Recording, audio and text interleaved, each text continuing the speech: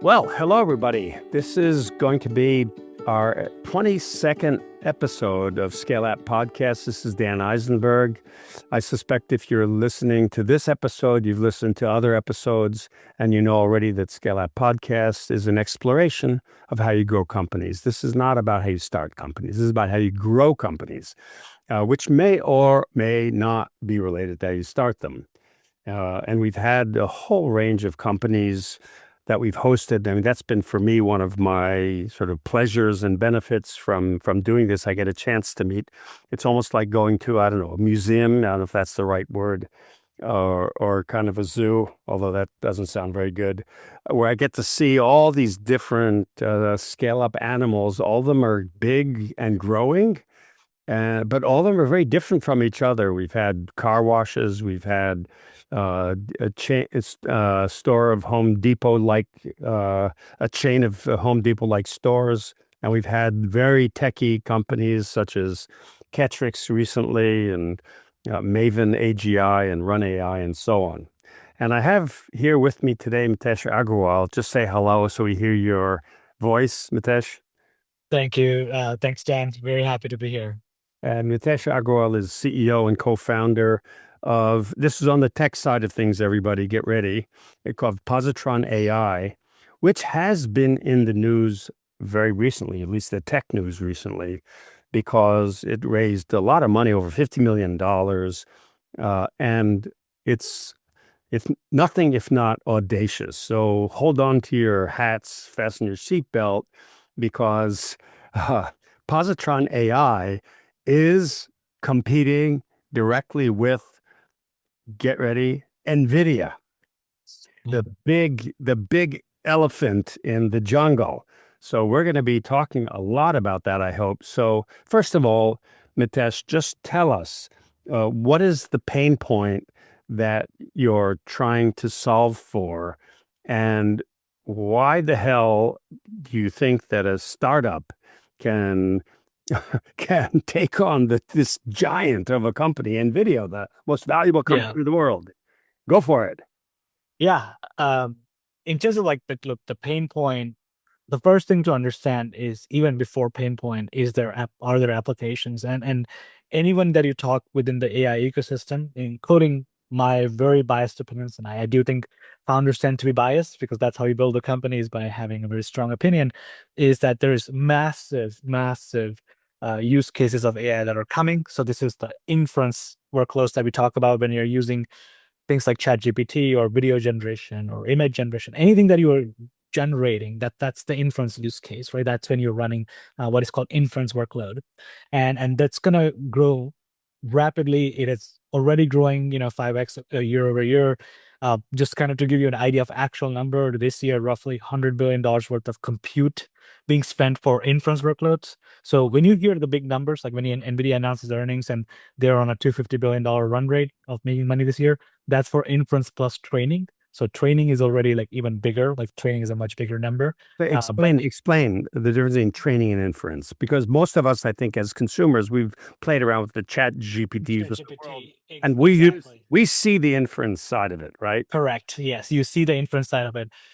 You don't see the training side of it directly, but what you hear about training is basically, when you're, for lack of a better word, training the models to, when you're feeding all the data that you have available, when companies like OpenAI and xAI and Anthropic and Google are taking all of the data that they have access to and feeding into a model for the model to learn from it, to train from it, to really understand that the next time a person is asking, or someone is asking them about, hey, describe a one pager on semiconductors, or describe a one pager on how to build a Home Depot, or things like those, it will have some idea of what the content is being talked about and can generate a thing. So that's the training part of it.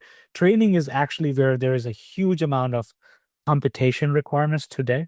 When you hear, people, although you don't directly see it, people must have heard of models like GPT-4 or GPT-5 or, Yep. xAI's model or Anthropic's model, right? A Claude model. So all of these models are what are being trained, and where over the last 4 years, like over 75% of the compute spend has been on training. So, over the last 4 years, overall, we have spent well over, I mean, just look at NVIDIA's revenue, basically, times, roughly around that kind of ballpark, which is roughly around $500 billion or so, has been spent on compute. And over 400 billion of that is roughly training. So what's inference and where's the opportunity there? Yeah, so the inference is as I said, is when an end user, or it could be another AI or a person, but anyways, anytime you're asking it to generate something, right? Whether that's text, whether that's image, whether that's audio, whether that's video, anytime you encounter something that is generated that you can either directly see or something that you even don't know, like, for example, agent applications, which is like let's say something is managing your emails and writing responses for you.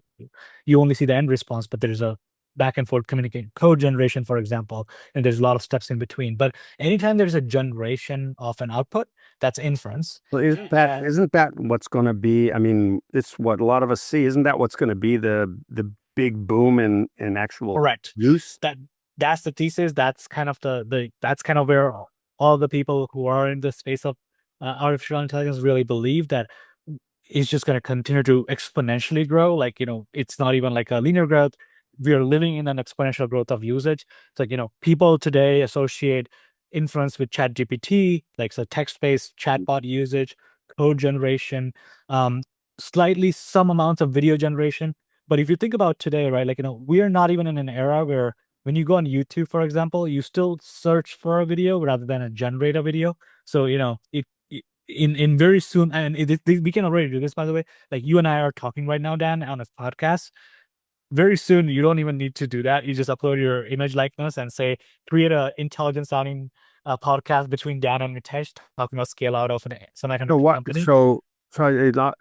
We have so much ground to cover, and unfortunately, we can't go into the bits and bytes here. But the are you saying that NVIDIA is focused more on the computational side than on the inference side? And why wouldn't, if so, then why wouldn't they be saying, wait a second, the inference side is going to be growing like crazy. We're going to go in there. We're going to dominate that. So I didn't say that NVIDIA is not focused. NVIDIA absolutely is a phenomenal architecture for training workloads. And today it powers majority of the inference workloads too. So NVIDIA is doing both of them massively. That's why they have the massive growth, because inference is one of the fastest growing requirements out in the world. What I am saying, and this is getting to the pain point of it, is NVIDIA GPU is a much more general purpose architecture, really well defined for training use cases. Look, GPUs have been out there for decades, and they have been making it better and better in terms of performances and things like these. But inference is a revenue generating activity, right? Like, you pay OpenAI certain dollars and things like these, and it has a cost associated with it. So companies care about the margin profile. So basically what that translates into is companies really care about efficiency. Like, so for generating like one line of text, if you can pay 1 cent versus 3 cents, companies would absolutely plow and want to pay 1 cent because it'll increase their margin stack. So even though NVIDIA is the one quick button to work all workloads, and for training, that's very essential because you cannot mess up training. Training is an R&D cost. If you mess up training and you have to redo it multiple times for the same thing, you're basically just adding on cogs. But for inference, you basically want to make sure that you have maximum efficiency to do that. And the GPU architecture, as good as it's for training, and it's really, really good for inference. Today is the best architecture, by the way, for inference too, without a doubt. But there are many more efficiencies to be carved out there. So you talked about the pain points.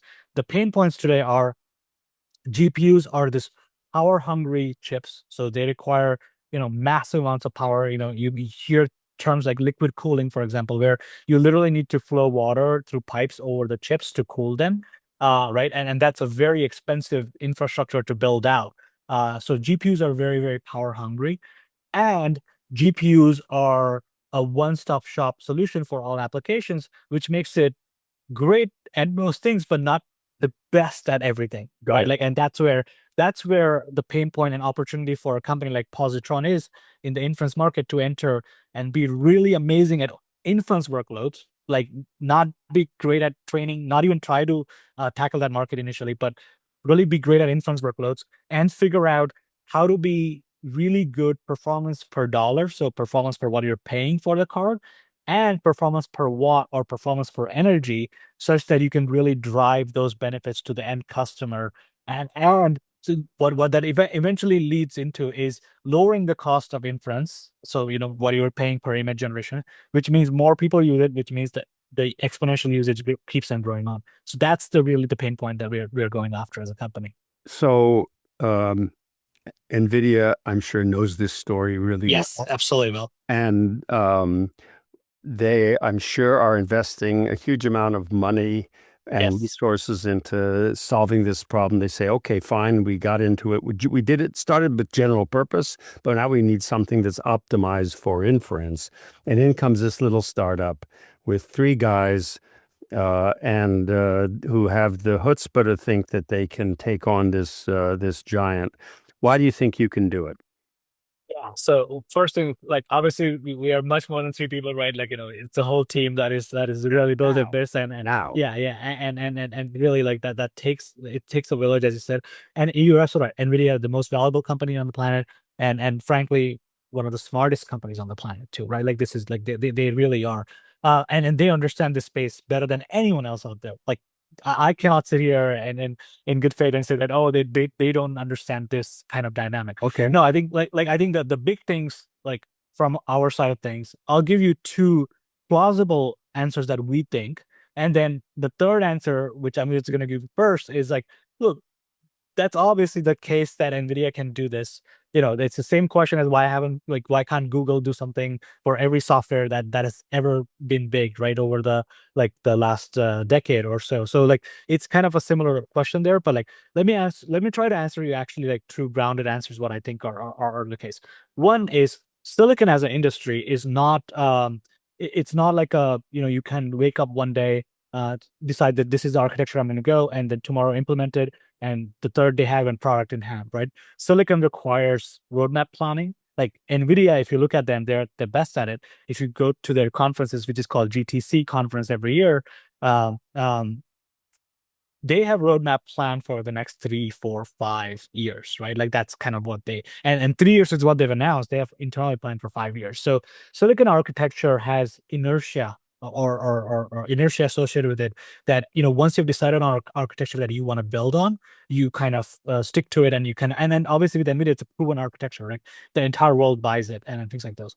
Obviously you can say that NVIDIA can do a parallel project. They have enough money and enough resources, enough people to just do another kind of roadmap structure. But you have, and this is where the second answer goes through, is part of it is also think about NVIDIA as today is selling this really amazing, chips that the world uses, and they make 75+% gross margins on them, and they are a business that have an annualized revenue run rate of over $200 billion, right? Why then would they go and build an inference specific chip, which is going to be 1/5 the cost, maybe lesser margins, because they have to compete with these upstarts like us and eat into that $200 billion business, even though it's growing, but the growth rate will diminish compared to what they are growing in terms of total revenue, until and unless it really becomes a life and death of like, and for that I mean, like, until Positron becomes like a $20 billion revenue company, like for NVIDIA this is just noise to do this. I'm not saying that they're not, like, they don't understand. They absolutely understand this, but these are just like kind of, I think, grounded truths about why companies, I mean, people call it no innovator's dilemma or incumbency or things like these. These are just some grounded things, but ultimately, as I said, the third answer would be like, obviously NVIDIA can do this, like in the sense of like, they recognize the same efficiency bottlenecks that we recognize in inference, where we can get some gains out of it.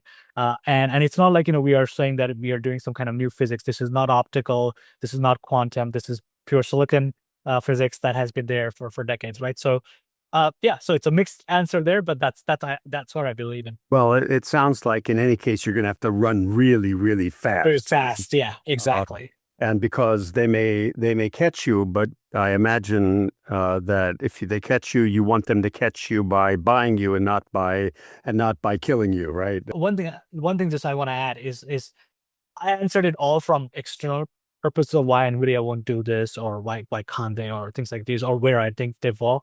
Like, you have to say, like, and I have to say, I have to project that, and I really believe in that. I think what we can do by being focused on this, we can, as you said, we can run faster, we can get it out, we can capture the market share, whether we get bought, whether we actually are like, we do our own company. That's like our decision as people in the company, what we want to do, and we'll decide that when the time comes. But I think right now the focus is to get things out as much faster, and ultimately it just comes down to like a very like just an unhinged belief that we will just deliver it faster, and we will have customers, and we'll deploy it. Well, Right. you've succeeded in convincing some very savvy investors to believe what you believe. Let's. I think some of the answer goes back to the founders. So tell us a little bit about the unusual founders and co-founders of Positron AI. Yeah, I mean, the idea really developed in you mentioned the co-founders, which is Thomas Sohmers and Edward Kmett. Thomas is a Thiel Fellow, dropped out of high school when he was I don't even know how old he was, like 16 or 17, something like that, to join Thiel Fellowship. He actually did his first startup in silicon. So I don't know if anyone else has taped out a chip when they're 19 years old, but Thomas Summers, with its first company called Rex Computing, uh, with a team of 4 people and $2 million budget, taped out a silicon. When I say taped out a silicon, which means that they got a working silicon chip back in 20. This was back in 2015 or so, 2014, 2015 timeframe, and just so that the magnitude of that is understood, getting a chip out with a team of 4 with a 2 million was just considered impossible, let alone for a 19-year-old CEO. And He must be at best 30 approximately now. yeah, yeah, like he's Very like young. yeah, very, very young. I mean, yeah, 25, yeah, so he's 29, 28, 29 right now. But really has a knack of understanding silicon architecture at its core basics, and translating that into the workloads of machine learning, and the way the fundamental math of the machine learning works, And right? So the other co-founder? Edward, you know, we obviously he's a brilliant software developer. The main thing that I'll say is, if you search him, if you Google him, he's one of the top contributors in the Haskell. Like, I mean, literally, I think he has written more, and he has contributed more code to that is in public domain than I have ever read. And then, like, and most people ever read in their whole lifetimes. And I think that kind of shows those 2 co-founders actually shows our approach in terms of silicon design and software for it. Like, we want to make something that is very efficient and really truly understand it. That's Thomas's brain, and then Edward's brain really driving the software utilization of it, such that you can make a great silicon, but if you don't fit into the ecosystem of what people already use today, it's a real tough saying. So that's kind of the 2 ways you think about building. And the third leg of the stool, Mitesh. What about Mitesh? Mitesh's brain and Which, background. well, I think, like, look, I think part of me, I'm obviously here to really enjoy and work on the fundamental technology of developing compute. Like, I really, like, my background is in chemical engineering and fabrication.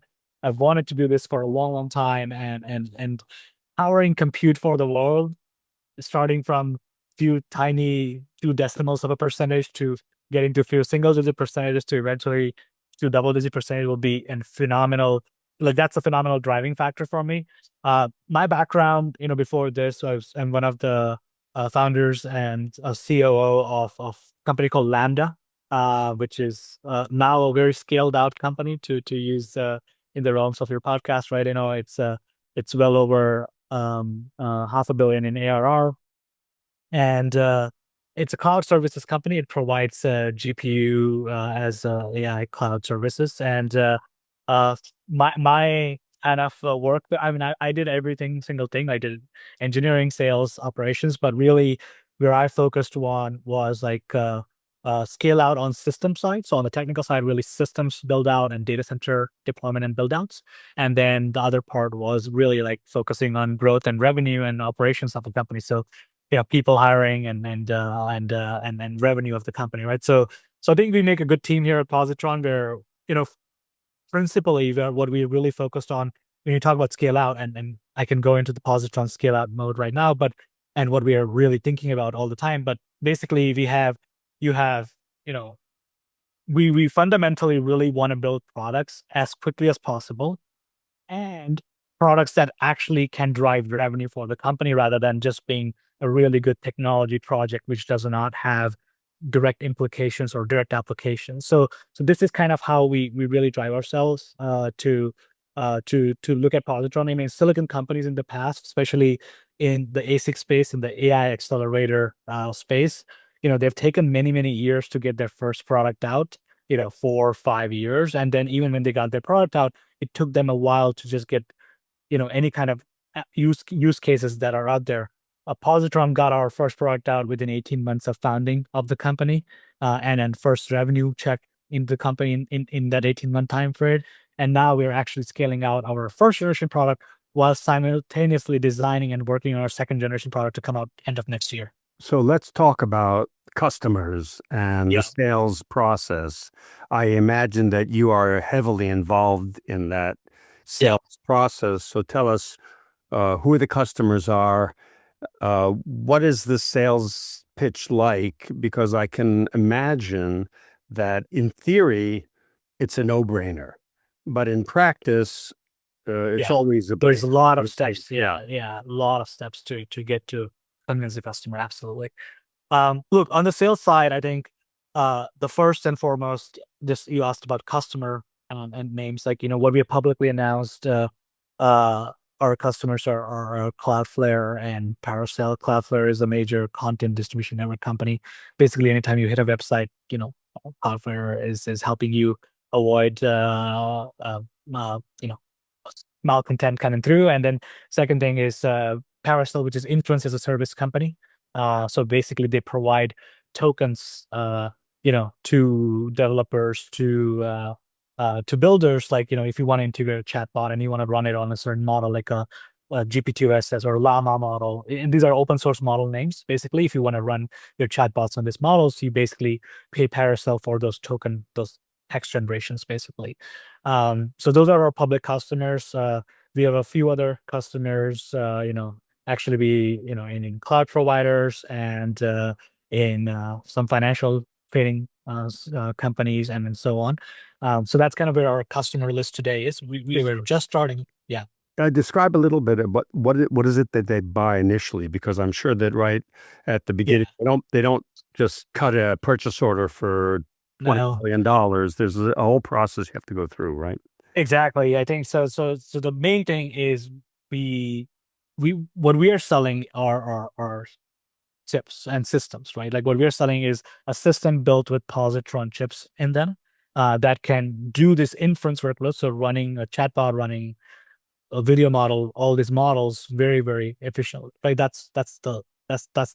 It's basically a server box, right? Like, ultimately, like, this is kind of what we're selling. Like, just like, if you look at that NVIDIA server box, that's exactly kind of what the product looks like. The main thing that happens and goes through this process is really first and foremost getting customer to be even interested in their product. So you really need to understand their use case or their workload very, very intimately. And then what you do is generally you have a remote access set up for them to trial out their workload on your hardware or on Positron's systems, right? Once they analyze you and assess you for a given demo or mock workload, they say, okay, yeah, this actually worked very well. Then they decide that we're going to do an on-premise proof of concept. Like, so we'll buy not 20 million, but maybe $1 million, maybe $500,000 worth of hardware to deploy it in either if they manage their own data centers, then in their own data centers, or spin it up in the cloud. How long has the engagement been up until this point, roughly? How many months? Already getting into, so this is the key thing. We try to shorten it because our software stack works out of the gate. So generally for us, it's like basically even until this point, to get them to buy physically the machines is roughly 1.5 to 2 months from the start of the engagement. Incredibly fast. Yeah, it's yeah for a silicon company that's incredibly fast. And what are they buying? A server?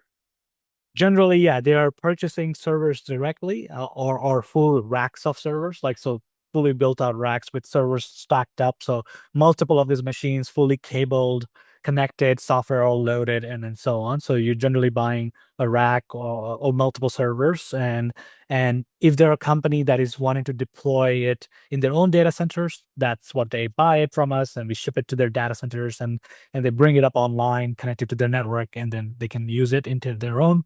Or the other way of using us is basically the end customer really liked our performances for their workloads. They say, okay, but generally we use cloud providers to provide our compute. So then you work with the cloud companies to deploy it for those end customers, basically. So how long, I mean, when they say, okay, we're going to test this on premise, how long does that test take you typically? This now really depends on end customers. Like some of them have very large workloads, but a singular workload. So like they can have like the same type of workload. So they're running the same model but for many, many users. And it's just so very large, like they're running it for millions or tens of millions or hundreds of millions of users. And they tend to be faster because it's like they're testing for that singular workload to be effective among all types of conditions. Like, hey, if I have 10 million users all using it at the same time, can I scale it across them? If I want to increase the size of the output, can I increase that? Or if I want to decrease the latency, like, basically make it go faster, run faster, can I do that? So they scale it on all these parameters. But because it's singular workloads, it goes faster, those testing. So you're talking about like a month, maybe give or take or so. But then there are workloads where companies do major amounts of different types of workloads. So they're running different types of models. They're running different types of end user cases and things like those. And there, it's a lot longer of a proof of concept run mode. Like it's 3-4 months of testing. Because the thing is, it's a capital purchase, which is depreciated over multiple years, right? When you're doing a capital purchase, you better be sure that you can use it for not just now, but for the future. And that's what this testing is really doing, is like it's really making sure that, people, these customers, that they're making sure that they can use this machine for years on end, so that they can drive value and revenue to them for years on. Well, I imagine it's also a strategic purpose from their point of view as well, because they're basing their entire service and therefore their future revenue stream on whether it works or not. And Yeah.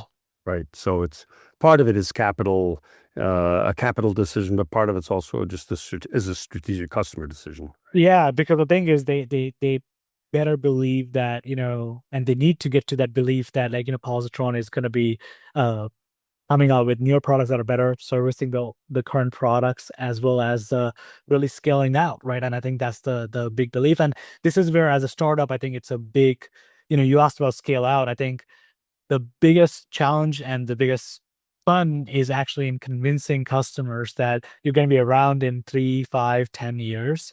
You're going to be generating your products for them to grow on top of, and you're going to drive actual economic efficiencies for them, that they will love to, that they actually love to work with you, right? So that's the biggest, like, when you achieve that trifecta, scale out comes So, naturally or organically with that. so they have to know that it works, obviously, and delivers the value that they expect and will do so for quite a long time. But they also have to know you're not going to run out of money, right? You're going to be around a while.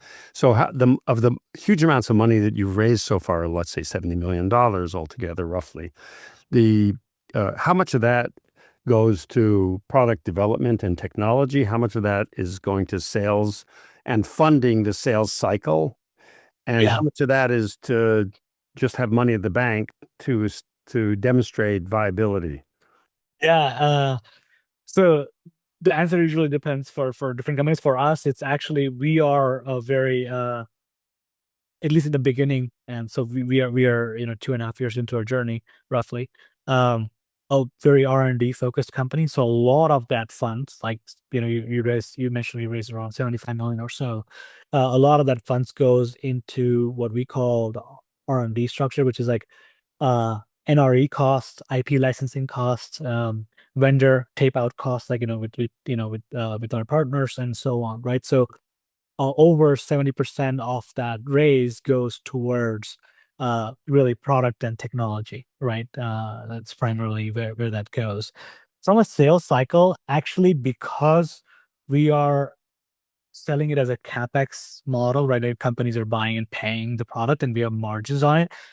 Typically, what you want to do is, at least on the sales and marketing operating costs, you want to cover it from the profits that you make off of sales, right? Now, obviously, when we were in very early stage, so like roughly a year ago, that all that costs come out of pocket, in terms of whether that's marketing, whether that's going to trade shows, whether that's even sales and other marketing operating costs, like people cost structures and things like those. But now with revenue into the company, with actual revenue, with profitability into the company coming through, I think what you want to achieve ideally is those costs are covered with the profit margins. And then there's obviously the other operating cost structure, which is the hiring costs of or engineering headcount cost and so on of the company, right? That comes from the fundraising side of it initially, and again, as you become more and more profitable as a company, that comes from it. But for us, for the foreseeable future, the majority, like over 70% of the money that we raise, goes into product and technology development, basically. So say a little bit about um, and what you can say about the revenues or bookings to date, and a rough idea. It's private companies, so you can't tell us the exact numbers. And who you Yeah. expect to be, let's say, by the end of the year and by the end of next year. Yeah, I mean, look, for us, a successful kind of approach has been to go out in the market to sell our first generation product, and build out a pipeline of those people that buy the first generation product for our second generation, because that's kind of where you're always tracking is, how do you scale out the next generation. So that's very important for us. So today we are in a few tens of millions of bookings. That's kind of what I would say. Yeah, we've grown very rapidly over the last few months, and uh, you know this is just the beginning. This is like, as I said, the compute market is massive. Like, if you grow, like if people are spending 100 billion in total compute, over 92 billion of that is going to NVIDIA, few billions to AMD, and then all of the rest to all of the rest, right? So there is like a massive growth curve, not only to grow into the existing space, but remember, the market is growing rapidly too. So like, even for the new market, that is like the new revenue that is getting added on, if you can get more and more percentage share of it, it's a big market to grow into. So for us, I think it's very important that we uh take obviously an exponential growth approach, but like grow into, you mentioned end of this year. Obviously, that's what we will be at in terms of the bookings number. The key thing that I would say with capital intensive companies, and especially we have manufacturing component, is you have to convert bookings to revenue, and it has a lag period, so it's not immediately revenue like SaaS or software. But yeah, for us, I think it's very important to be in that tens of millions, maybe early 100 million mark in by end of next year, kind of thing, in terms of the growth curve. Because also, as a company, it takes maturity to build up that production curve. Like designing and technology is one part of the build out, but now we're getting into a state of like, actually, okay, we have designed a great product, we have architected it, we have made a first copies and a first samples of it. Now it's about production scaling. So like, and that's a big project in itself. Like, this is kind of where, like, also you mentioned where I spend a lot of my time is that's the operations kind of build out. It's like, okay, how do you go from building 100 chips to 1,000 chips to 10,000 chips, and then eventually 100,000 and a million chips, right? So, and not only just making those chips, but putting them into systems, building out the systems, shipping, logistics of all of the systems out to customers and so on. So, that's kind of where we want to be. Obviously, we think that the market can support even more growth. So, as optimists and as really very hungry for success, we are going to drive for even more and aim for even more revenue. But that's kind of where we are to, like, we know where we are today. We know what the market can support. So there is like really unlimited growth potential for us to grow into, from that perspective, from where we are seeing today. So Mitesh, we want to. I'd love to talk forever, but we're going to have to end soon. I want to end with a discussion a little bit of the organization itself, because your co-founders are very young and don't have the management experience. They have technology experience. It's unbelievable what they've done. You have more of the management experience. How do you see building a mature organization over the next year or two? That must be one of the things that sort of keeps you up at night. Yeah, and to that effect, that is one of the critical questions that even our investors ask us, right? It's 'cause especially for a silicon companies is really truly a right mix of experience both on technology management and operations side of things. I think we have been very lucky to so far convince we have like some amazing talent in our team that have done we have over like done over hundreds of tape outs of chips, so they have in their belt like having taped out or having produced hundreds of chips altogether combined. So we already have on, like, for example, on the operations side, we have Bernie, who has done over 13 companies, have really scaled out some major networking companies in the past for their silicon side efforts. So you get people like those in, obviously, into to really help you and be a part of that company that they think that it's their company too, and they help you grow there. I think the other part is, when you're hiring, and this is where we are right now. We are a 30 people company today. We're going to grow into 50, 55 people by end of this year. And this is where you have to have the right mixture of talent and experience coming through. On the management side, as you said, like we have already addressed that on the operations side, where like alongside me, we have people there. On the engineering side, as you saw, like our co-founding team is very, very strong, and the rest of the engineering team is very strong too. I think where we probably have to go towards is also then now on, you talked about management experiences, like on the finance and operations, like financial operations side of things, where we have to add more maturity or more experience into the team. I think that's kind of where the next step in terms of adding to the team, in terms of a new dimension to the team, will come probably. Well, Mitesh, I want to thank you very much. This has been very enlightening and exciting. And again, the word audacity keeps coming to mind. I forgot to disclose that I'm an indirect shareholder and very happy about it in Positron AI Oh, wow. through the fund Oakseed Ventures, which participated in the seed. Wow. And Thank you, Dan. That's awesome to have you on board. Wow. Thanks for your trust. the only credit I can claim is picking a smart fund manager to back. That's all. Like Yeah. Chiwi Ing is amazing, and Yeah. this is just one of his was several amazing investments. But I have to disclose that. Again, everybody, this is Scale App Podcasts. This is Dan Eisenberg. This is for me a serious hobby. I don't charge for it. It's free.